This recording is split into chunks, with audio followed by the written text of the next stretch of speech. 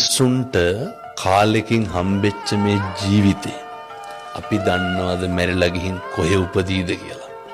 ඒ උපදින තැනද හදාගන්න ඕනේ මෙහි ඉඳගෙන ඉන්න තැනද හදාගන්න ඕනේ. මම මේ කතා කරනකොට මම මැරෙන්න පුළුවන්. බැරිද? මොනවාද මේකේ වෙන්නේ නැත්තේ? ඊළඟ තප්පරේ කියන්න බෑනේ. හරිම අවිනිශ්චිතයිනේ. එහෙනම් මේක තුල අපි මොකද්ද කරන්න ඕනේ? මිනිස්සුන්ගේ හැඟීම් ප්‍රකාශ කරන්න උපයෝගී කරගන්න පිටස්තර පුද්ගලයෝ නැද්ද? දැන් කේන්තිය ආපුහම කේන්තිය ඇති වෙන්නේ කොහෙද? දැන් කේන්තිය මට තරහ යන්නේ මේ මගේ ක්‍රියාවලිය තුලනේ.